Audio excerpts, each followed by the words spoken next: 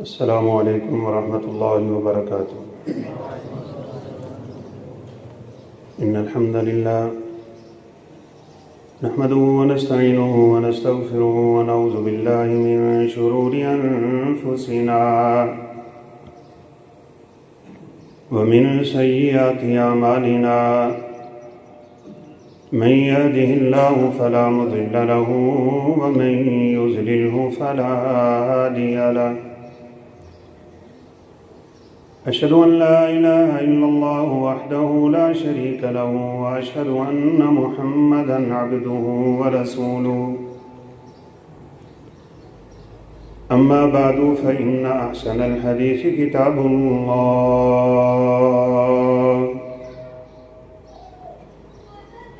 وخير الهدي هدي محمد صلى الله عليه وسلم، وشر الأمور محدثاتها وكل محدثة بدعة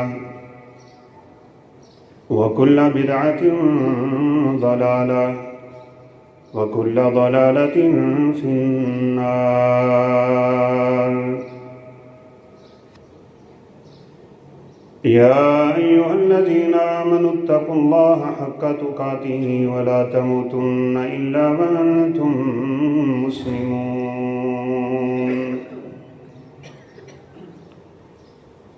يا أيها الذين آمنوا اتقوا الله وقولوا قولا سديدا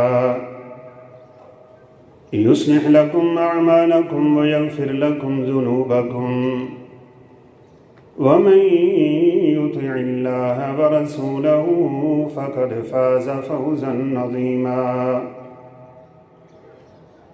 ومن يعص الله ورسوله ويتعد حدوده فقد ضل ضلالا مبينا۔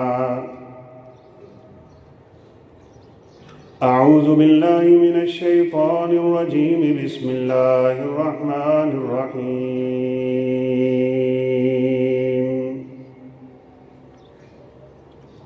والفجر وليال عشر والشفع والوتر، وقال النبي صلى الله عليه وسلم: ما من أيام العمل الصالح فيهن أحب إلى الله عز وجل من هذه الأيام العشر، رب اشرح لي صدري ويسر لي أمري واحلل عقدة من لساني يفقهوا قولي، رب زدني علما سبحانك لا علم لنا إلا ما علمتنا إنك أنت العليم الحكيم۔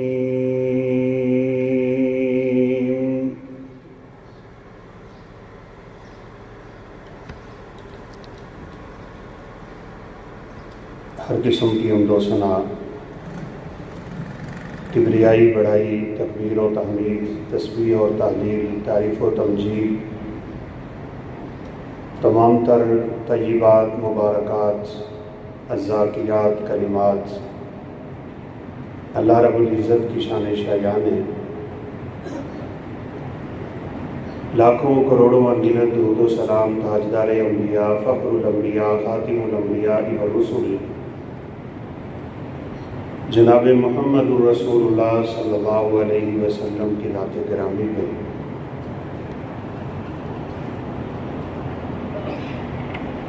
قبل اس کے کہ ہم اپنے خطبے کی گفتگو کا آغاز کریں، جتنے لوگ دیواروں کے ساتھ ٹیکے لگائے بیٹھے ہیں آگے آئیں، ٹیکے چھوڑ دیں۔ یہ جمعے کے خطبے کے ادب کے سخت خلاف ہے۔ جو باہر بیٹھے ہیں وہ بھی اندر آنے کی کوشش کریں، قریب بیٹھنے کا اجر زیادہ ہوتا ہے۔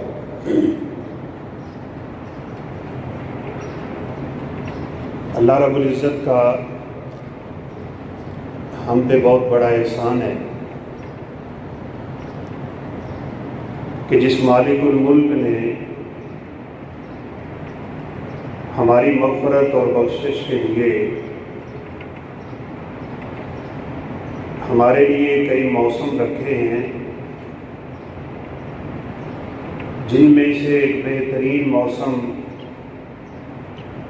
ذوالحجہ کے پہلے عشرے کا موسم ہے۔ رمضان المبارک کو گزرے 2 ماہ کا عرصہ ہو گیا۔ شاید ہمارے ایمان کے آئینوں پہ کچھ گرد پڑ چکی ہے، یا اب اس کو صاف کرنے کا بڑا قیمتی وقت ہے۔ یہ آج سے 2-3 دن بعد ذوالحجہ کا چاند نظر آنے والا ہے۔ ہمیں اس بات کا ادراک بھی ہونا چاہیے، شعور بھی ہونا چاہیے، احساس بھی ہونا چاہیے کہ یہ آنے والے دن رمضان المبارک کے دنوں سے بھی افضل ہے۔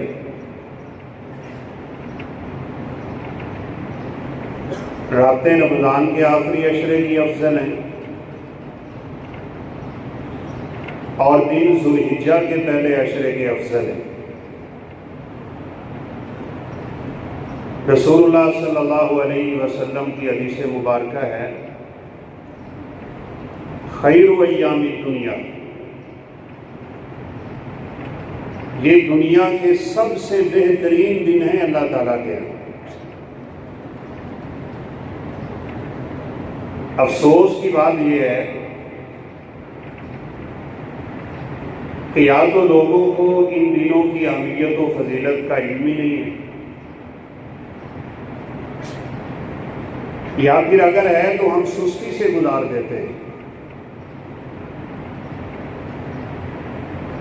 کہ جیسے رمضان کی آخری راتوں کے عشرے میں خوب عبادت کی طرف توجہ ہوتی ہے نا، بالکل اسی انداز میں اس عشرے کی بھی انسان کو تیاری کرنی چاہیے۔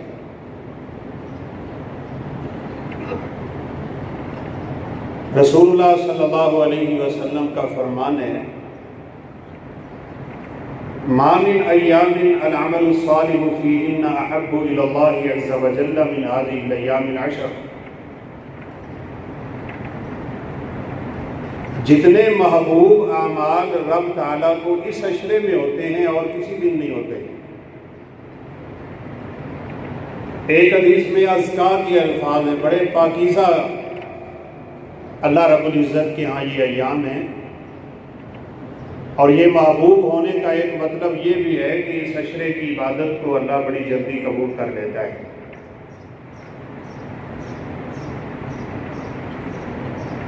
قرآن مجید میں رب تعالیٰ نے اس عشرے کی قسم بھی اٹھائی ہے، والفجر ولیال عشر والشفع والوتر، فرمایا فجر کی قسم، جوڑے کی قسم، تاک کی قسم، ان تینوں قسموں میں جیسا کہ مفسرین نے لکھا ہے اللہ رب العزت اسی عشرے کی فضیلت کو بیان کر رہے ہیں۔ والفجر، قسم ہے فجر کی، اور بالخصوص اس عشرے کی فجر، کیا بات ہے۔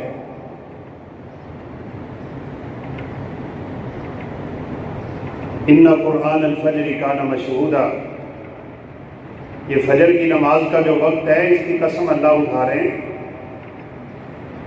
اس سے ہمیں اس کی اہمیت کا، فضیلت کا، افادیت کا اندازہ ہونا چاہیے۔ رب جس کی قسم اٹھاتا ہے اس کی اہمیت بڑی ہوتی ہے رب تعالیٰ کے یہاں۔ فجر کی نماز کی بڑی اہمیت ہے،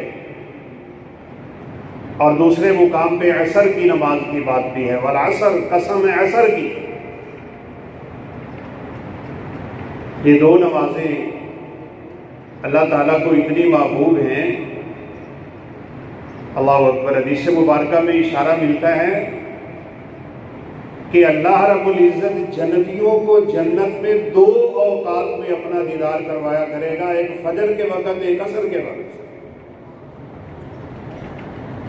اسی لیے رسول اللہ صلی اللہ علیہ وسلم کا فرمان ہے کہ فجر اور عصر کی نماز تمہاری کسی بھی طور پہ مشغولیت میں نہیں گزرنی چاہیے۔ اور اس حدیث کا ایک سبب ورود بھی ہے۔ رسول اللہ صلی اللہ علیہ وسلم اپنے صحابہ کے درمیان صحرا میں ہیں، 14ویں کا چاند ہے، چمک رہا ہے۔ آپ صلی اللہ علیہ وسلم نے فرمایا الا ترون لیلۃ القمر لیلۃ البدر، اس چاند کو دیکھ رہے ہو 14ویں کی طرح، 14ویں کا چاند ہے، کیسے چمک رہا ہے؟ فرمایا تم بالکل اسی حالت میں اپنے رب کا دیدار کرو گے، کوئی اوٹ نہیں ہے، کوئی پردہ نہیں ہے، کوئی مشکل نہیں ہے، دیکھنے میں مشقت نہیں ہو رہی، کوئی گرد و غبار نہیں ہے۔ جیسے یہ 14ویں کا چاند تمہیں نظر آ رہا ہے، سیم اسی طرح تم قیامت کے دن اپنے رب کا دیدار کرو گے۔ اللہ ہم سب کو نصیب فرما دے۔ اور پھر ساتھ ہی آپ صلی اللہ علیہ وسلم نے فرمایا فجر اور عصر کی نماز تمہاری ضائع نہیں ہونی چاہیے، اس میں سستی نہیں ہونی چاہیے، اس میں غفلت کا مظاہرہ نہیں کرنا چاہیے۔ خدا کی اشارہ یہ ہے ان دو نمازوں کی حفاظت کرنے والا وہ قیامت کے دن رب تعالیٰ کے دیدار کا مستحق ٹھہرے۔ والفجر، فجر کی قسم، اللہ اکبر، ان دونوں نمازوں میں فرشتے جمع ہوتے ہیں، رات کے فرشتے بھی، دن کے فرشتے بھی۔ ابھی عصر کی نماز ہوگی نا تو جن فرشتوں کی دن کے وقت ڈیوٹی تھی یہ واپس جائیں گے، جن کی رات کی ڈیوٹی ہے وہ آئیں گے۔ یہ عصر کی نماز میں جمع ہوتے ہیں، پھر فجر کی نماز میں جمع ہوتے ہیں۔ یتعاقبون کے الفاظ ہیں، اور پھر رب تعالیٰ کے ہاں جب یہ جاتے ہیں تو اللہ پوچھتے ہیں کیف کان عبدی عبادی، میرے بندوں کو کیسے پایا تھا؟ وہ کہتے ہیں اللہ ہم گئے تھے تیرے بندے تب بھی نماز میں تھے، ہم آئے ہیں تو تیرے بندے پھر بھی نماز میں۔ اللہ ہمیں پانچوں نمازوں کو باحفاظت ہمیشگی کے ساتھ پڑھنے کی توفیق دے دے۔ حافظوا علی الصلوات، اس عشرے کے کرنے کے جو کام ہیں انشاءاللہ ہماری مختصر سی بات اس پہ بھی ہے۔ اس میں سب سے بنیادی کام یہ ہے کہ میری اور آپ کی نمازوں کی خوب حفاظت ہونی چاہیے۔ والفجر ولیال عشر والشفع والوتر، ان 10 راتوں کی قسم، جوڑے کی قسم، یہ جوڑا 10ویں رات کا ہے، اور وتر اس طاق رات کی قسم، اس سے مراد 9 ذوالحجہ کی رات۔ یہ سارے دن ہی بڑے قیمتی ہیں۔ یہ پہلے 8 دن 8 ذوالحجہ کو حجی احرام پہن کے نکلیں گے، اس سے پہلے والے 7 دن یہ ذکر کرنے کے دن ہیں، یہ فکر کرنے کے دن ہیں، یہ شکر کرنے کے دن ہیں، یہ استغفار کرنے کے دن ہیں، یہ توبہ کرنے کے دن ہیں۔ یہ رب تعالیٰ کی شان ہے، مقام ہے، اس کا ایک انداز ہے، جب کسی بندے کو بخشنا چاہے، کسی بندے کو معاف کرنا چاہے، وہ استغفار کی پہلے توفیق دیتا ہے۔ جیسے رسول اللہ صلی اللہ علیہ وسلم کی زندگی سے اشارہ ملتا ہے، رب تعالیٰ نے جو موسیٰ علیہ السلام سے وعدہ کیا تھا نا، 30 لیلۃ وَأَتْمَمْنَاهَا بِعَشْرٍ، ہم نے موسیٰ کو کہا 30 دن آ جاؤ کوہ طور پہ، کیا کرنا ہے 30 دن بیٹھ کے؟ اللہ کا ذکر ہوگا، شکر ہوگا، عبادت ہوگی، ریاست ہوگی، دنیا سے بے رغبتی ہوگی، دنیا سے کنارہ کشی ہوگی، سب کچھ چھوڑ کے 30 دن آ کے اللہ رب العزت کے سامنے عبادت اور گریہ زاری میں گزار دے۔ اور جب آخری 30واں دن پورا ہو رہا تھا، اللہ تعالیٰ نے فرمایا وَأَتْمَمْنَاهَا بِعَشْرٍ، ہم نے مزید 10 دن کا اضافہ کر دیا۔ مفسرین لکھتے ہیں ان 10 دنوں سے مراد یہی عشرہ ذوالحجہ کا عشرہ ہے۔ یہ بہت قیمتی دن ہے، اللہ ہمیں ان کی قدر کرنے کی توفیق نصیب فرما دے۔ سب سے پہلا کام تو اس میں کرنے کا میں نے آپ کو بتا دیا ہے، اپنی نمازوں کی ہم نے خوب حفاظت کرنی ہے، اور نمازوں کی حفاظت تو ویسے بھی کرنی چاہیے۔ حافظوا علی الصلوات والصلاۃ الوسطیٰ، بالخصوص عصر کی نماز کی حفاظت۔ من حافظ علی الصلوات الخمس کانت لہ نورا وبرہانا یوم القیامہ، جو اپنی 5 نمازوں کی خوب حفاظت کرتا ہے۔ اور خوب حفاظت کا مطلب یہ نہیں ہوتا کہ لیٹ نماز میں شامل ہونا ہے، رکعتیں گزر رہی ہیں، ہم گھر میں بیٹھے ہیں، نماز کی سنتیں ہم نے ادا ہی نہیں کی، نماز وقت سے لیٹ پڑھی جا رہی ہے، اپنی مرضی کی پڑھ رہا ہے، جب دل کرتا ہے تب پڑھ رہا ہے، اسے حفاظت نہیں کہتے۔ حافظوا علی الصلوات، نمازوں کی خوب حفاظت کیا کریں۔ کوشش میری اور آپ کی یہ ہونی چاہیے کہ ہم تکبیر تحریمہ کے وقت مسجد میں موجود ہیں، اپنی نمازوں کی خوب حفاظت کریں۔ پھر دوسرا عمل جو اس عشرے کا کرنے والا ہے وہ روزے رکھنے ہیں۔ اللہ ہم سب کو توفیق نصیب فرمائے۔ سیدہ عائشہ صدیقہ طاہرہ مطہرہ فرماتی ہیں کہ آپ صلی اللہ علیہ وسلم اس عشرے کے روزے رکھتے تھے 9 دن، یصوم 9 ذی الحجہ، 9 دن آپ صلی اللہ علیہ وسلم کا روزہ چلتا، 10ویں دن عید آ جاتی ہے۔ روزہ تو ایک انسان رکھے اللہ رب العزت کی رضا کے لیے کتنی فضیلت کا حامل بن جاتا ہے۔ فرمایا من صام یوما فی سبیل اللہ ابتغاء وجہ اللہ باعدہ اللہ من جہنم مسیرۃ 70 عاما، جو ایک روزہ اللہ رب العزت کی رضا کے لیے رکھتا ہے اللہ تعالیٰ اسے جہنم سے اتنا دور کر دیتے ہیں جتنا کوئی تیز سواری 70 سال کا سفر کر جاتی ہے۔ ایک روزہ نفلی ہی کیوں نہ ہو وہ انسان کو جہنم سے 70 سال کی مسافت دور کر دیتا ہے۔ الصوم لی وانا اجزی بہ، اور اس روزے میں بڑی حکمتیں ہیں۔ کسی کو نہیں انعام آج اگر کسی نے روزہ رکھا ہو، ویسے اکیلے جمعے کا تو روزہ نہیں رکھنا چاہیے، لیکن اگر کسی نے رکھا ہو جب تک بتائے گا نہیں کسی کو کیا علم روزہ ہے، نماز تو نظر آ جائے گی، زکوٰۃ تو نظر آئے گی، صدقہ تو نظر آ جاتا ہے، آخر کسی کو تو آ ہی جائے گا نا۔ آپ چھپا کے بھی کریں گے تو جس کے ہاتھ میں دیں گے اسے تو علم ہو جائے گا۔ حج کرتے ہیں نظر آتا ہے، عمرہ ہوتا ہے نظر آتا ہے، ہر عبادت انسان کی نظر آ جاتی ہے، تلاوت کرتا ہے تو لوگ دیکھ لیتے ہیں، لیکن یہ روزہ ایسی عبادت ہے جس کا سوائے رب تعالیٰ کے اور کسی کو علم نہیں ہوتا ہے۔ الصوم لی وانا اجزی بہ، اسی لیے رب تعالیٰ فرماتے ہیں روزہ میرے لیے ہوتا ہے اور میں ہی جانتا ہوں اس کی جزا کیا ہے۔ ہر نیکی کا اجر فرشتے لکھ لیتے ہیں، جتنا اخلاص ہوگا، جتنا خلوص ہوگا، جتنا اس میں سنت کی اتباع ہوگی، اسی مقدار میں فرشتے انسان کے اعمال کو لکھ لیتے ہیں۔ لیکن روزہ ایک ایسی عبادت ہے کہ سوائے اللہ رب العزت کے اس عبادت کی فضیلت کو کوئی نہیں جانتا ہے۔ ہو سکے تو ہم نے روزے رکھنے ہیں، اللہ ہمیں توفیق نصیب فرما دے۔ تیسرا بڑا کام اس عشرے کا ہر ویلے رب تعالیٰ کے ذکر میں گزارنا ہے۔ اس عشرے کا کوئی لمحہ ضائع نہیں ہونا چاہیے، ذکر ہوتا رہے، اللہ رب العزت کی یاد میں انسان مگن رہے، اور بالخصوص وہ اذکار جن کی فضیلتیں اللہ کے نبی صلی اللہ علیہ وسلم نے بہت زیادہ بتائی ہیں ان کو اپنی زبانوں پہ جاری کرنا۔ افضل الذکر لا الہ الا اللہ، سبحان اللہ و بحمدہ سبحان اللہ العظیم۔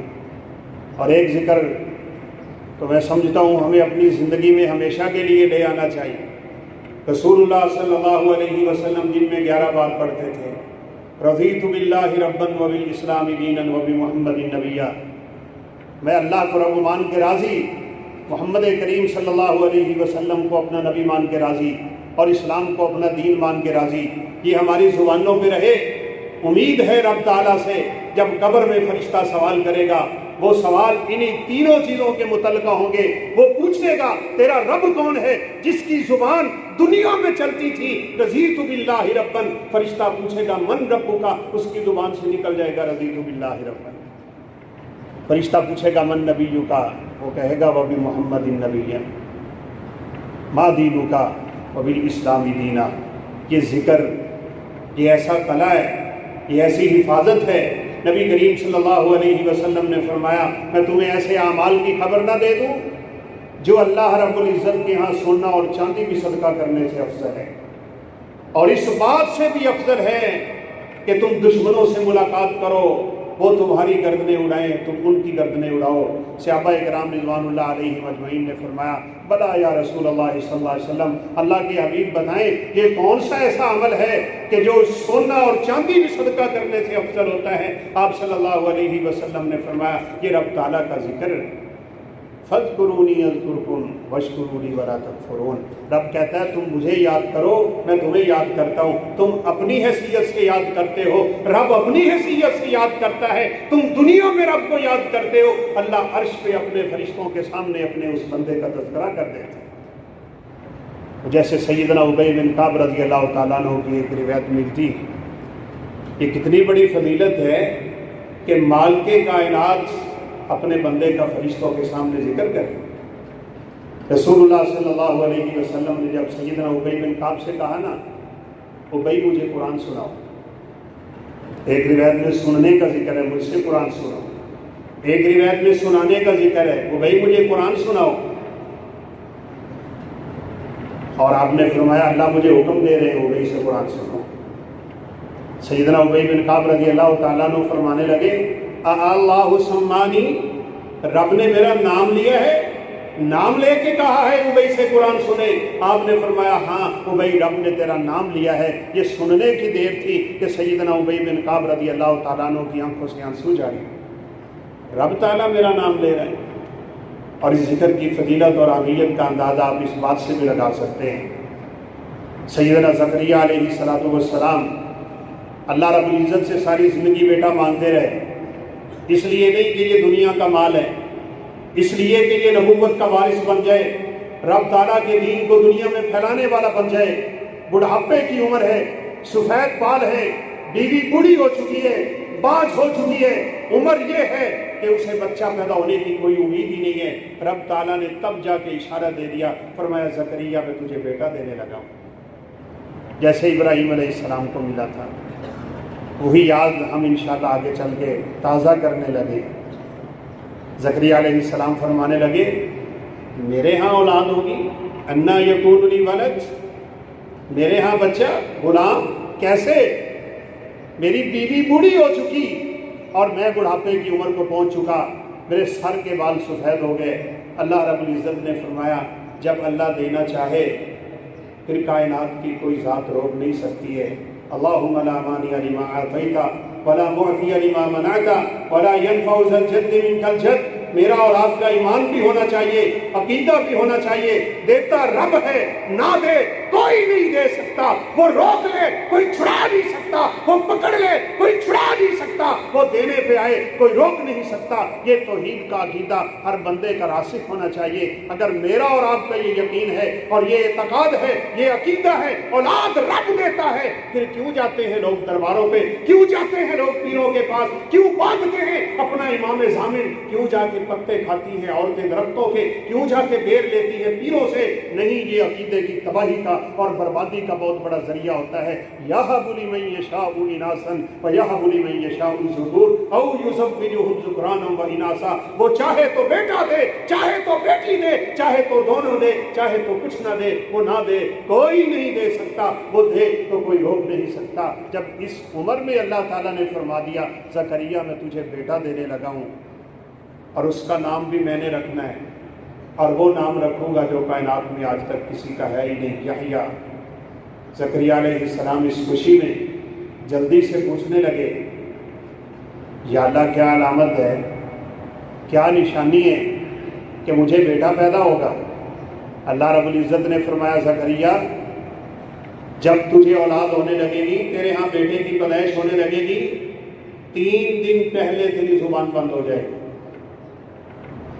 تو بات نہیں کر سکے گا، الا رمزن، اشاروں سے تیری باتیں ہوں گی۔ لیکن آگے قرآن کے الفاظ پہ مجھے اور آپ کو غور کرنا ہے۔ فرمایا وَاذْكُرْ رَبَّكَ كَثِيرًا، جب تیری زبان بند ہو جائے تو تب تو نے رب کا ذکر بڑا کرنا ہے۔ یا اللہ یہ کیسا ماجرا ہے، جب زبان بند ہو تو تیرا ذکر زیادہ ہو رہا ہے۔ جن کی زبانیں چلتی ہیں بھائی، اپنی چلتی زبانوں کو رب تعالیٰ کے ذکر میں چلا لیں، قبل اس کے کہ زبان کے نکلے ہوئے کلمات قیامت کے دن بوجھ بن جائیں۔ کثرت سے اس زبان پہ اللہ کا ذکر ہونا چاہیے۔ وہ جیسے اللہ کے ایک بندے کا واقعہ ملتا ہے، ہاتھ کٹے ہوئے ہیں، پاؤں کٹے ہوئے ہیں، لولا بھی ہے، لنگڑا بھی ہے، ایک جگہ پہ پڑا ہے، اللہ کا ذکر کیے جا رہا ہے، الحمدللہ کی ورد ہے اس کی زبان پہ۔ کسی گزرنے والے نے پوچھ لیا علامہ تشکر، وہ کس بات پہ تو رب کا شکر کر رہے؟ تیرے بازو بھی نہیں ہے، تیری ٹانگیں بھی نہیں ہیں، تو لولا بھی ہے، لنگڑا بھی ہے، لوگ دیکھتے بھی عجیب نظر سے، تو ہر ویلے کہتا ہے اللہ کا شکر ہے، کس بات پہ رب کا شکر کر رہا ہے؟ اس نے کہا علی سلامت لسانی، اللہ کا ذکر کرنے کے لیے میری زبان تو اللہ نے رکھی ہوئی ہے۔ اس زبان کو کثرت سے رب تعالیٰ کے ذکر میں لگا دیں، اور یہ 10 دن بالخصوص وَاذْكُرُوا اللَّهَ فِي أَيَّامٍ مَّعْلُومَاتٍ عَلَىٰ مَا رَزَقَهُم مِّن بَهِيمَةِ الْأَنْعَامِ، رب نے تمہیں بڑا کچھ دیا ہے، اس کے شکر کا تقاضا ہے کہ ہماری زبانوں پہ رب تعالیٰ کا ذکر ہونا چاہیے۔ اللہ ہمیں نصیب فرما دے۔ پھر اس عشرے میں ایک خصوصی روزہ آتا ہے، عرفہ کے دن کا روزہ ہے۔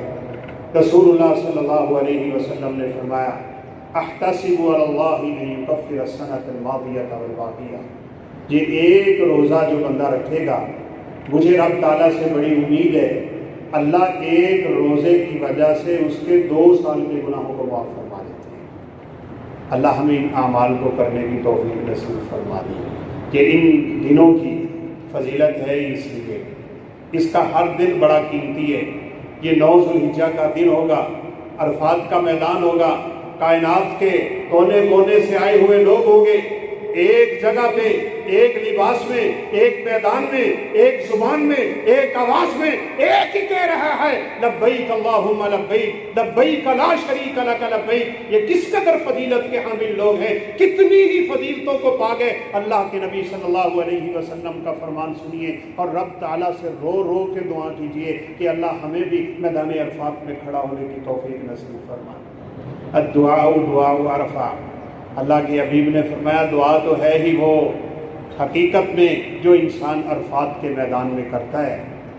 9 ذوالحجہ کا دن، ہم یہاں 9 ذوالحجہ کو روزہ رکھیں گے، حاجی عرفات کے میدان میں کھڑے ہوں گے، ظہر اور عصر کی نماز ایک ہی وقت میں جمع ہو جائے گی، پھر ایک تڑپتا ہوا موسم، سلگتا ہوا صحرا، سارے اللہ کے سامنے کھڑے، 2 چادریں جو انسان پہنتا ہے جو اس دنیا سے جا رہا ہوتا ہے، کوئی بادشاہ نہیں، امیر نہیں، غریب نہیں، فقیر نہیں، عربی نہیں، عجمی نہیں، لا عجمی ولا عربی، جو اللہ کے حبیب نے حجۃ الوداع کے موقع پہ کہا تھا آج میں نے سارے فخر اپنے قدموں کے نیچے روک دیے ہیں، لا فضل لعربی علی عربی ولا لعربی علی عجمی۔ آج کسی عربی کو عجمی پہ، کسی عجمی کو عربی پہ کوئی فوقیت حاصل نہیں ہے، سب آدم کی اولاد ہیں، آدم اللہ نے مٹی سے پیدا کیے تھے، سب رب تعالیٰ کی نظر میں ایک جیسے ہوتے ہیں۔ ان اکرمکم عند اللہ اتقاکم، ہاں رب تعالیٰ کے ہاں عزت پانے کا راز یہ ہے کہ جس کے دل میں رب تعالیٰ کا خوف ہوتا ہے، تقویٰ ہے، پرہیزگاری ہے، الہیت ہے، خشیت ہے، رب سے تعلق بڑا مضبوط ہے، وہ اللہ کا محبوب بنتا چلا جاتا ہے۔ باقی کائنات کا جتنا مرضی امیر انسان ہو، اگر رب کا باغی ہے تو نعوذ باللہ جہنم کا ایندھن ہے۔ اس موقع پہ رب تعالیٰ، حدیث مبارکہ میں آتا ہے، شاید بعض دفعہ اس کی وضاحت مشکل ہو جاتی ہے، ینزل ربنا عشیۃ عرفہ، دوپہر کے لگے ہوئے اللہ کے سامنے رونے والے، گڑ گڑانے والے، گریہ زاری کرنے والے، رو رو کے رب کو منانے والے، عرفات کے میدان کو اپنے آنسوؤں سے گیلا کرنے والے، یہاں کسی کو کوئی ہوش نہیں ہوتی کہ میں کون ہوں اور کہاں سے آیا ہوں۔ میں نے ایک شخص کو دیکھا تھا، خدا کی قسم آج تک وہ منظر آنکھوں سے کبھی ہٹتا ہی نہیں ہے، جب کبھی یہ ایام داخل ہوتے ہیں وہ یاد تازہ ہو جاتی ہے۔ لمبے تڑنگے قد کا مالک انسان تھا، کالے رنگ کا ہے، سفید اس کی داڑھی تھی، اس کے پاس جوتے نہیں تھے پہننے کے لیے، لمبا سفر پیدل کر رہا ہے، جب پاؤں تھک گئے، زخم بڑھنے لگ گئے، اس اللہ کے بندے نے اپنے جوتے کی جگہ پہ پانی کی بوتلیں پریس کر لی، ان کو نیچے رکھا، دھاگا باندھا، یوں کر کے عرفات کے میدان میں پہنچا، اللہ کو منا رہا ہے، اس کا چہرہ اوپر ہے، ہاتھ اٹھائے ہوئے ہیں، رو رہا ہے، دعائیں کر رہا ہے، گریہ زاری، اس کی عاجزی، اس کی تواضع لوگ دیکھ رہے ہیں، وہ دنیا سے بے خبر اپنے رب تعالیٰ سے ہم کلام ہے، اپنے رب تعالیٰ کو منا رہا تھا۔ کسی نے اس کی تصویر کھینچ کے بھی سوشل میڈیا پہ وائرل کی تھی، یہ اللہ کا بندہ اتنا رو رہا ہے، اس کے آنسو اس کے بدن کو گیلا کرتے ہوئے زمین پہ گر رہے ہیں۔ یہ شام تک رب کو منانے والے جب رو رو کے رب کو مناتے ہیں، حدیث کے الفاظ ہیں ینزل ربنا عشیۃ عرفہ، عرفہ کی شام رب تعالیٰ کا نزول ہو جاتا ہے، اللہ فرشتوں کو بلا لیتے ہیں، یباہی لأہل عرفہ، عرفہ والوں کے لیے اللہ اپنے فرشتوں کے سامنے فخر کرتے ہیں۔ جب آدم کو بنانے لگا تھا تم نے کیا کہا تھا، یہ فساد کرے گا، یہ قتل و غارت کرے گا، یہ لڑائیاں کرے گا، یہ فسادی بنے گا، دیکھو جاؤنی شوشن کبرا، बाल परागंदा मट्टी से भरे हुए, 2 चादरें कफन की तरह पहने हुए। यहाँ कोई बादशाह नजर नहीं आ रहा, कोई अमीर, कोई गरीब, किसी का कोई इम्तियाज नहीं है। बताओ इस मैदान में ये कौन सा फसाद करने आए हैं? दुनिया के कोने कोने से चले मिन कुल्ली फज्जिन अमीक। आज इस चटियल और बेआबो गया वादी में, एक चटियल से मैदान में, गर्मी के मौसम में रब को मना के बताओ ये क्या मुझसे मांगते हैं, क्या इनका मुतालबा और क्या इनका तकाजा है? फरिश्ते कहते हैं या अल्लाह ये तो तुझसे जहन्नम की आज़ादी मांग रहे हैं, तेरी जन्नतों का दाखिला मांग रहे हैं। अल्लाह पूछते हैं क्या इन्होंने देखा भी मेरी जन्नत को? या अल्लाह देखा तो नहीं, देख ले तो इनके अंदाज और बदल जाएंगे। अल्लाह करीम फरमाते हैं फरिश्तों गवाह रहना, मैंने पूरे के पूरे मजमे को माफ़ करके जन्नत का वारिस बना दिया, सिवाय उस शख्स के कि जिसकी ज़िंदगी में शिरक होता है, या सिवाय उस शख्स के जो अपने किसी मुसलमान भाई से नाराज़ होता है। दुआ करें ये बीमारी अल्लाह हमारे दिलों से कुरच के बाहर निकाले। एक दूसरे से नाराज़ न रहा करें, एक दूसरे से ताल्लुक़ न तोड़ा करें, एक दूसरे से अदावत और शकावत का ताल्लुक़ न रखा करें, भाई भाई बन के रहें। ये दिन हमें याद ही इस बात की दिलाते हैं कि मुसलमान आपस में एक इंसान की तरह होकर रहने वाले होते हैं। फिर अगला दिन 10 ज़ुल्हिज्जा का दिन होता है। अरफात में मैदान में हाजी अल्लाह को याद कर रहे हैं, हम इंशाल्लाह यहाँ पे रोज़ा रखेंगे। उससे अगला दिन 10 ज़ुल्हिज्जा का होता है। नबी करीम सल्लल्लाहु अलैहि वसल्लम ने फरमाया इस दिन रब ताला को सबसे महबूब काम जानवर की गर्दन पे छुरी चलाना होती है। हाजी वहाँ चलाते हैं, हम यहाँ चलाते हैं। दुआ करें अल्लाह हमारी कुर्बानियों को भी कबूल फरमा ले। ये इस अशरे का बहुत बड़ा काम है। हज्जे बैतुल्ला, उम्रा की सआदत, कुर्बानियाँ करना, रोज़े रखना, सदका करना। इंसान हर वेले रब ताला का जिक्र करे, कुरान मजीद की तिलावत को कसरत से अपना मामूल बना ले। आप कम अज़ कम अपनी एक तरतीब बना लें और रब ताला से दुआ भी करें कि या अल्लाह मैंने इस अशरे में इंशाअल्लाह पूरा कुरान मजीद ज़रूर ख़त्म कर। सबसे बेहतर काम तो ये है कि ज़रा गौर व फिक्र से इसकी तिलावत होनी चाहिए। ये तब्बरू, ताकि अल्लाह कहते हैं मैंने कुरान दिया इसलिए था ताकि तुम गौर व फिक्र के साथ इसकी तिलावत करें। अल्लाह रब्बुल इज़्ज़त हमें इसको समझने की तौफीक दे दे। अब्दुल्ला बिन अब्बास रज़ी अल्लाह ताला अन्हु क्या फरमाया करते थे, कुरान मजीद की 1 से 2 आयतें अगर मैं तदब्बुर के साथ, गौर व फिक्र के साथ समझ लेता हूँ, उनकी तालीम हासिल कर लेता हूँ, ये मुझे पूरी रात के क़याम करने से भी अफजल नज़र आता है। अल्लाह अकबर। मदीना मुनव्वरा का इब्तदाई जो ज़माना है बड़ा फ़क्र व फाक़ा पे मुश्तमिल है। आप सल्लल्लाहु अलैहि वसल्लम एक दिन सहाबा में बैठे, आपने फरमाया कि कौन तुम में से वादी अतीक जाएगा? यक्ति बिना कतईनी क़ूमतैन, 2 सुरख ऊँटनियाँ साजो सामान की भरी हुई लेके आए। सहाबा किराम ने फरमाया अल्लाह के हबीब हम में से किसकी ताकत है? एक वक्त खाना मुयस्सर है तो दूसरे वक्त होता ही नहीं है। कौन 2 सुरख ऊँटनियाँ खरीद सकता है और वो भी साजो सामान की लदी हुई? आप सल्लल्लाहु अलैहि वसल्लम बात समझाना चाहते थे। आपने फरमाया अल्लाह के घर में बैठो, उसके कुरान की एक आयत पढ़ोगे, अल्लाह 1 ऊँटनी सदका करने का सवाब अता कर देगा। 2 पढ़ोगे, 2 ऊँटनियाँ, 3 पढ़ोगे, 3 ऊँटनियाँ। ये जितनी ज़्यादा तिलावत होती जाएगी उतना उसका अजर बढ़ता चला जाएगा। लिहाजा इस अशरे में हमने ज़्यादा से ज़्यादा रब ताला के कुरान की तिलावत करनी है। और फिर कुर्बानी का मौसम है। अल्लाह अकबर। मेरे भाइयों एक बात याद रखें, ये कुर्बानी जो है ना, ये जानवर के गर्दन पे छुरी चलाने का नाम नहीं है। ये कुर्बानी तो अहले मक्का भी करते थे। गोश्त बुतों के सामने रख देते और खून सारा का सारा बैतुल्लाह की दीवारों पे माल देते। अल्लाह रब्बुल इज़्ज़त ने आयत उतारी, लन यनालल्लाह लुहूमुहा वला दिमाउहा, ये तुम्हारा खून रब तक नहीं जाता, ये तुम्हारा गोश्त रब तक नहीं पहुँचता। वलाकिन यनालुहु तक़वा, अल्लाह रब्बुल इज़्ज़त को तुम्हारे दिल का वो इरादा, वो रब से ताल्लुक़, वो दिली कैफियत, वो इखलास और खुलूस, वो सुन्नत की पैरवी, वो इब्राहीम अलैहिस्सलाम की सुन्नत को ताज़ा करने का जज्बा अल्लाह रब्बुल इज़्ज़त ये देखते हैं। काश हम कुर्बानी के फ़लसफ़े को ही समझ जाएं। अल्लाह अकबर। हम समझते हैं कि जानवर ज़बह करने का नाम कुर्बानी है।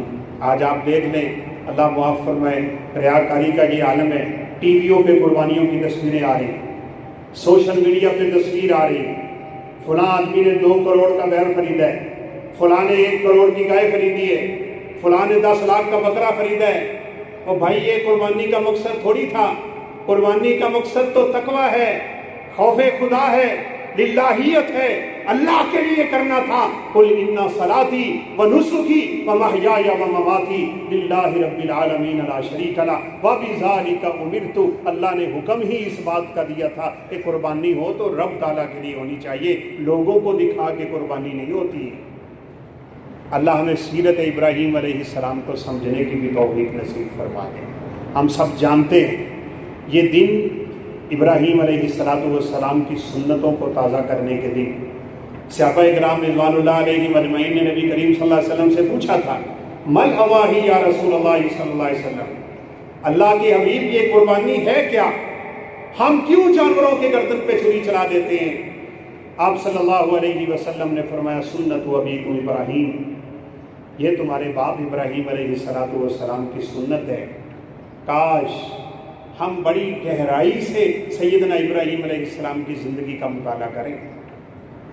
اللہ اکبر، جس گھر میں نینوا کے مقام پہ سیدنا ابراہیم علیہ السلام نے آنکھ کھولی ہے، باپ بت کو پوجتا نہیں، بت فروش بھی ہے، بناتا بھی ہے، بیچتا بھی ہے، 1500 بتوں کا شہر، ابراہیم علیہ السلام اکیلے تنے تنہا، کوئی نہیں ان کے علاوہ اس دنیا میں رب تعالیٰ کی توحید کا اقرار کرنے والا، نہ جھکے ہیں، نہ بکے ہیں، نہ ڈرے ہیں، نہ باپ کی محبت توحید سے ہٹا سکی، نہ رشتہ داروں کی محبت توحید سے ہٹا سکی، نہ بادشاہ کا خوف انہیں توحید سے ہٹا سکا۔ یہ میرے اور آپ کے لیے بہت بڑا درس ہے۔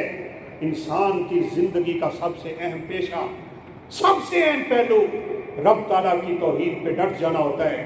آپ صلی اللہ علیہ وسلم نے اپنے صحابی سے کہا تھا، ان قطعتا او حرقتا، تجھے کوئی جلا دے جلا دے، تیرا جل جانا تجھے مجبور ہونا چاہیے، تجھے کوئی آگ لگا دے تجھے آگ میں جل جانا منظور ہونا چاہیے، لیکن رب تعالیٰ کی توحید سے 1 انچ بھی انسان کو پیچھے نہیں جانا چاہیے۔ توحید تو یہ ہے کہ خدا حشر کو کہہ دے، یہ بندہ 2 جہاں سے خفا میرے لیے، کوئی ناراض ہوتا ہے ہو جائے، کوئی راضی رہتا ہے ہو جائے، لیکن ایک بات یاد رکھنا، نوجوان بچے بیٹھے ہو، ابراہیم علیہ السلام کا باپ کافر ہے، رب تعالیٰ کا باغی ہے، دین ابراہیم علیہ السلام کا بہت بڑا عداوت رکھنے والا ہے، لیکن ابراہیم علیہ السلام کی سیرت ہمیں بتاتی ہے والدین کا ادب انسان کو زندگی کے کسی شعبے پہ بھی چھوڑنا نہیں چاہیے۔ دعوت دی بڑے پیار سے، ابا جان آپ کیا کر رہے ہیں؟ یا آباتی کے الفاظ ہیں، اے میرے پیارے ابا جان، یہ اب ان کی تصغیر ہے، محبت کے لیے بولا جاتا ہے، پیار کے لیے بولا جاتا ہے، ادب کے لیے بولا جاتا ہے، احترام کے لیے بولا جاتا ہے۔ باپ کافر ہے، مشرک ہے، توحید کا انکاری ہے، لیکن ابراہیم علیہ السلام نے بڑے پیار سے کہا، یا آباتی، اے میرے پیارے ابا جان، آپ ان بتوں کو پوچھتے ہو، نہ یہ نقصان دے سکتے، نہ یہ نفع دے سکتے، یا آباتی لا تعبد الشیطان، ہر موقع پہ ایک ہی بات کر رہے ہیں، اے میرے پیارے ابا جان، شیطان کی پوجا نہ کیجیے، اے میرے پیارے ابا جان، ان کی نہ پوچھیے، ان کو مت پوچھیے، جو نہ نفع و نقصان کے مالک ہیں، اس رب کو مانیے۔ اب ابراہیم علیہ السلام کا باپ ہے، کہنے لگا کہ تو میرے سامنے آتا ہے، میرے دین کیا، تو دین کے خلاف آگے مجھے منع کرتا ہے، میں تجھے گھر سے نکال دوں گا اور پتھر مار مار کے رجم کر دوں گا آئندہ اس طرح کی کوئی بات کی تو۔ باپ کا لہجہ دیکھیں، اور بیٹے فرما بردار ہو تو ماں باپ کی نافرمانی نہیں کرتے، بدتمیزیاں نہیں کرتے، چاہے باپ کافر ہی کیوں نہ ہو، چاہے باپ مشرک ہی کیوں نہ ہو، چاہے باپ ظالم ہی کیوں نہ ہو۔ یہ اللہ کے بندوں کی ایک خوبصورت صفت چلی آ رہی ہے۔ ابراہیم علیہ السلام نے بڑے ادب سے گھر سے نکلتے ہوئے کہا تھا، سلام علیکہ سأستغفر لک ربی، میرا ابا میں تجھے سلامتی کے ساتھ چھوڑ رہا ہوں۔ کوئی برا بھلا نہیں کہا، کوئی لہجے میں ترشی نہیں تھی، کوئی لہجے میں سختی نہیں تھی، کوئی الفاظ میں بے ادبی نہیں تھی، بڑے ادب سے گھر سے روانہ ہو گئے اور ساتھ یہ کہہ کے نکلے، ابا جان میں رب تعالیٰ سے تیرے لیے بخشش بھی طلب کرتا رہوں گا جب تک اللہ رب العزت نے منع نہ کیا۔ ابراہیم علیہ السلام اپنے باپ کے لیے بخشش بھی طلب کرتے تھے۔ ماں باپ کی فرما برداری کو اپنا شعار بنائیے، یہ ابراہیم علیہ السلام کی سنت ہے، طریقہ ہے۔ نبی کائنات علیہ السلام کی احادیث اس پہ بول بول کے کھول کھول کے ہمیں بتاتی ہیں۔ باپ جنت کا درمیانہ دروازہ ہے، آپ نے فرمایا چاہتے ہو اسے کھول لو اور چاہتے ہو تو اسے بند رکھو۔ کیا مطلب؟ باپ کی عزت کرو گے، احترام کرو گے، فرما برداری کرو گے، بات مانو گے، ادب کرو گے، احترام کرو گے، بر الوالدین پہ عمل ہوگا، چلتے رہو گے، جنت کا درمیانہ دروازہ قیامت کے دن کھل جائے گا۔ اور اگر باپ کے ساتھ تعلق دوسرے لیول کا ہے، قیامت کے دن یہ جنت کا دروازہ نہیں کھل سکتا۔ اور ماں کے بارے میں تو آپ ویسے ہی جانتے ہیں جو ان کا حق ہے، یہ ابراہیم علیہ السلام کی سیرت بتا رہی ہے۔ اور دیکھ لیجئے، یہ اللہ رب العزت کی ایک سنت ہی کہہ رہے ہیں، میں اور آپ اپنے والدین کے ساتھ جو سلوک کریں گے ہماری اولادیں ہمارے ساتھ وہی سلوک کرتی ہیں۔ ایک وقت ہے، گزر رہا ہے، ابراہیم علیہ السلام آگ میں گئے، وقت کم ہے، سیرت ابراہیم پہ آپ نے بہت کچھ سن رکھا ہے علیہ الصلوۃ والسلام۔ اپنے دوستوں کو سمجھایا، گھر والوں کو سمجھایا، رشتہ داروں کو دعوت دی، ہر ایک ٹھکرا رہا ہے، ہر ایک انکار کر رہا ہے، ابراہیم علیہ السلام سے ناراضگی کی باتیں ہو رہی ہیں۔ آخر ابراہیم علیہ السلام نے اللہ رب العزت کی توحید کا ڈنکا بجانے کے لیے دل میں ایک اور ارادہ کر، ڈرے نہیں۔ سب لوگ میلے پہ گئے ہوئے، ناراض نہ ہوئیے گا اگر آپ میں کوئی میلے پہ جاتا ہے تو، یہ اہل ایمان کا شیوا نہیں ہے، یہ اہل توحید کا عمل نہیں ہے۔ جہاں شرک ہوتا ہو، جہاں کفر کی باتیں ہوتی ہوں، جہاں رب کی ناراضگی اتر رہی ہو، رب تعالیٰ کی ناراضگی کے کوڑے برس رہے ہوں، کہاں جا کے مٹھائیاں کھاتے ہو، جاتے ہو۔ اور اپنے آپ کو ہم کہتے بھی ہیں کہ ہم بڑے توحید پرست بنے، نہیں جی میں تو بس اتھے کوڈی جی ہو رہی سی، میں کوڈی ویکھن ٹر گیا سی۔ اوے اللہ کے بندو، توحید کو سمجھو، بدعت سے بچو، اہل بدعت سے بچو، رب کی نافرمانی والی جگہ کے پاس تک نہ جایا کرو۔ رسول اللہ صلی اللہ علیہ وسلم سے سوال ہوا تھا، ایک صحابی نے کہا میں فلاں جگہ پہ جا کے اپنا جانور ذبح کرنا چاہتا ہوں۔ آپ صلی اللہ علیہ وسلم نے فرمایا یہاں کیوں نہیں کر رہے؟ کہا وہاں میں نے نظر مانی ہوئی۔ آپ نے سوال کیا ہے هل كان فيه اعياد عيد من اعيادهم، وہاں پہ وہ اپنا عرس تو نہیں کرتے، اپنے میلے تو نہیں لگاتے؟ کہا نہیں، اللہ کے حبیب ایسی کوئی بات نہیں ہے۔ هل كان فيها وثن من اوثانهم، کوئی زمانہ جاہلیت میں ان کا بت تو نہیں تھا جس پہ جا کے جانور ذبح کرتے تھے؟ کہا نہیں، اللہ کے حبیب ایسی بھی کوئی بات نہیں ہے۔ آپ نے سب کچھ کلیئر کر کے اجازت دی تھی کہ میلے ٹھیلے پہ جانا مسلمانوں کا کام نہیں ہے بھائی، اپنے آپ کو دور رکھا کرو ایسے کاموں سے، جہاں جانے سے رب ناراض ہوتا ہو۔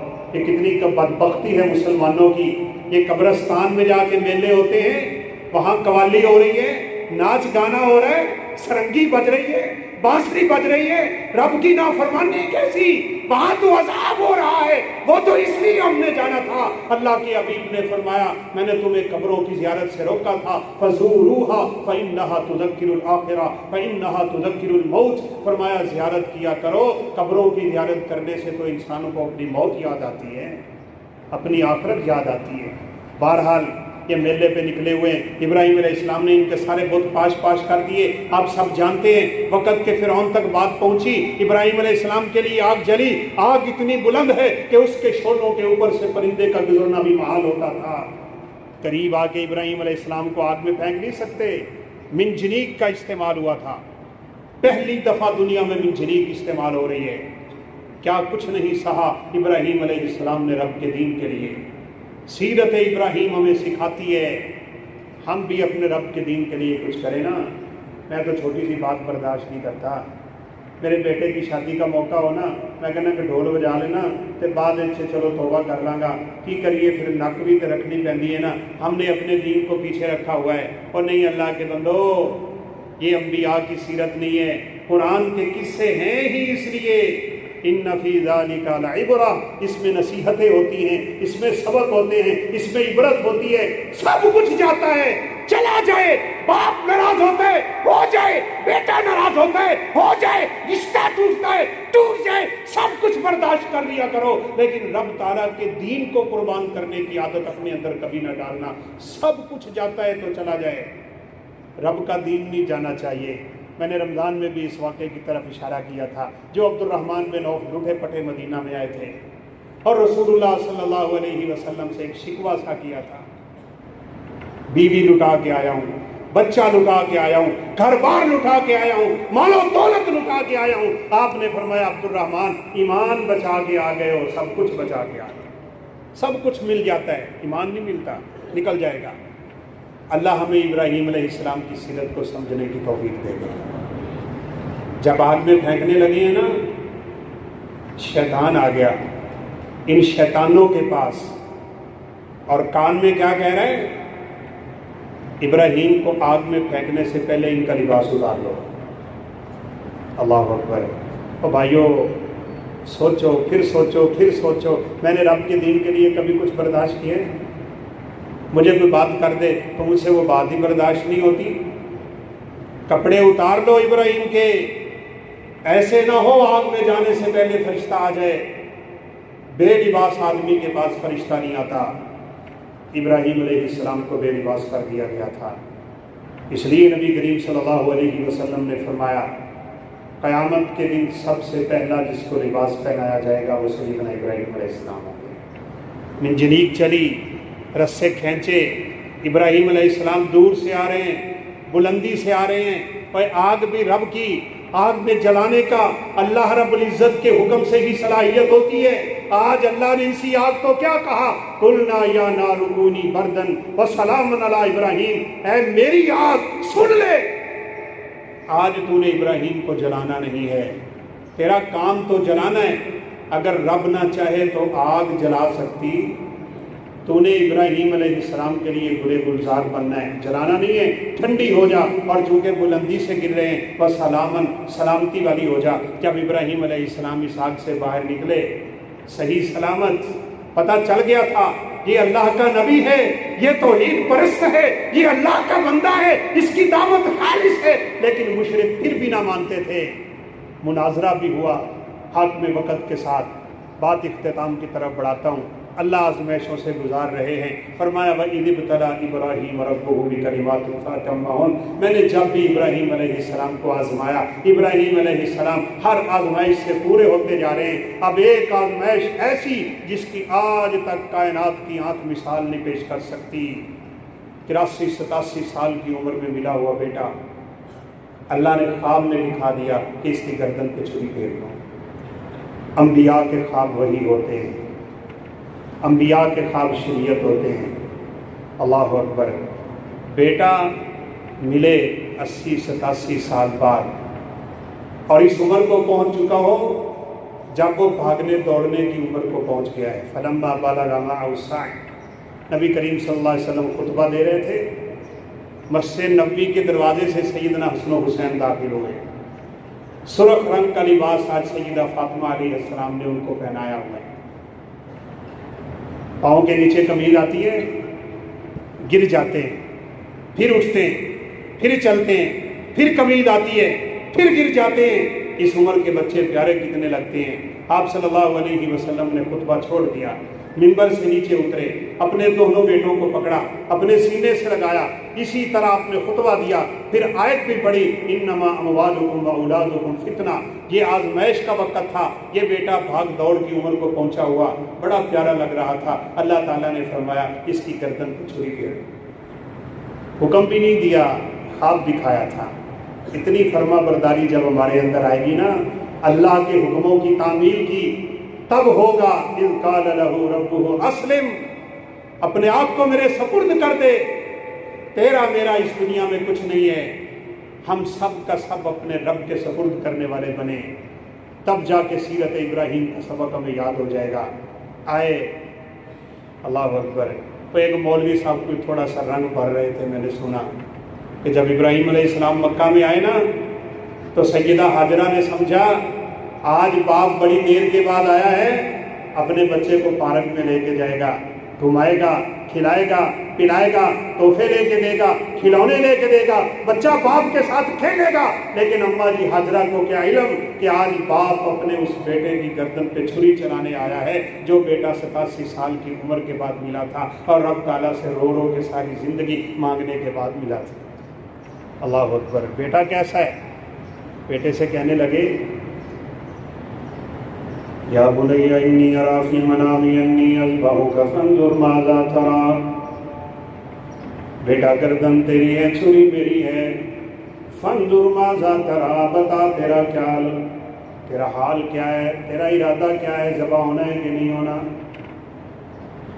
اسماعیل علیہ السلام کہتے ذبح نہیں ہونا تو ابراہیم علیہ السلام نے ہٹ جانا تھا، ہٹنا نہیں تھا۔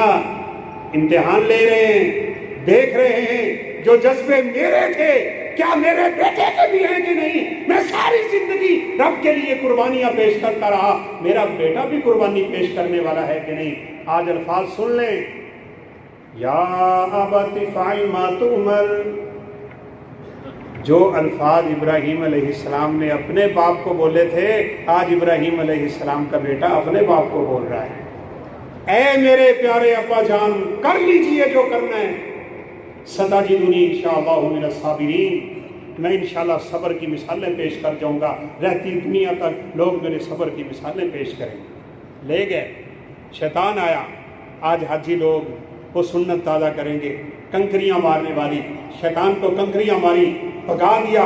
اللہ کے حکم کے سامنے اولاد ہے کچھ نہیں، بیوی ہے کچھ نہیں، باپ ہے کچھ نہیں، اولاد ہے کچھ نہیں، یہ دنیا اور دنیا میں جو کچھ ہے یہ اللہ کے حکم کے سامنے کچھ بھی نہیں۔ قرآن کہتا ہے فلما اسلم وتلہ للجبین، اللہ اکبر، سیدھا نہیں لٹایا، پیشانی کے بل۔